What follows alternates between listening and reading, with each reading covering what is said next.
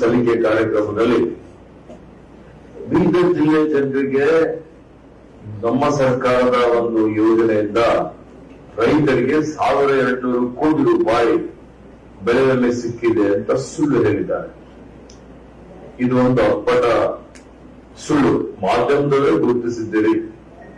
ಅದರಲ್ಲಿ ಇವತ್ತು ಯಾವ ರೀತಿಯಲ್ಲಿ ಬಿಜೆಪಿಯವರು ಸುಳ್ಳು ಹೇಳ್ತಾರೆ, ಮೋಸ ಮಾಡ್ತಾರೆ, ವಂಚನೆ ಮಾಡ್ತಾರೆ ಅಂತ ಹೇಳಿ ಇದು ಒಂದು ಜ್ವಲಂತವಾದಂತಹ ಒಂದು ಉದಾಹರಣೆ.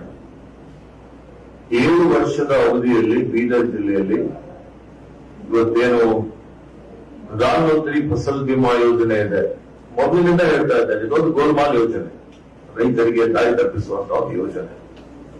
ಬೀದರ್ ಜಿಲ್ಲೆಯಲ್ಲಿ ಒಂದೇ ನಾವು ತೆಗೆದುಕೊಂಡ್ರೆ ಕಳೆದ 7 ವರ್ಷದ ಅವಧಿಯಲ್ಲಿ ರೈತರು ಕಟ್ಟಿದಂತಹ ಕಂತು, ರಾಜ್ಯ ಸರ್ಕಾರ ಕಟ್ಟಿದಂತಹ ಕಂತು, ಕೇಂದ್ರ ಸರ್ಕಾರ ಕಟ್ಟಿದಂತಹ ಕಂತು,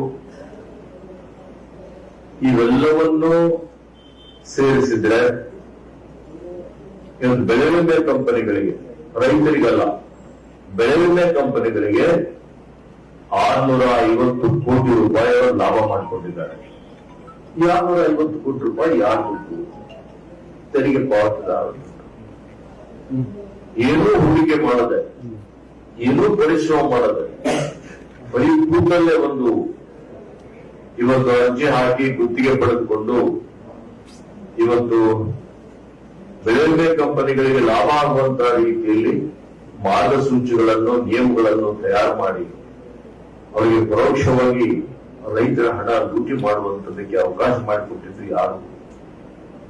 250 ಕೋಟಿ ಏನ್ ರೈತರ ಹಣ ಲೂಟಿ ಆಯ್ತಲ್ಲ, ಅದ್ರ ಬಗ್ಗೆ ಭಗವಂತ ಕುರ್ಬಾ ಉತ್ತರ ಕೊಡಬೇಕು. ಇದರಲ್ಲಿ ಅವ್ರದ್ದು ಏನ್ ಪಾಲಿದೆ ಅಂತ ಹೇಳಿ ಬೀದರ್ ಜಿಲ್ಲೆ ಜನರಿಗೆ ತಿಳಿಸಬೇಕು. ಇದು ದಾಖಲೆ ತೋರಿಸಲಿ.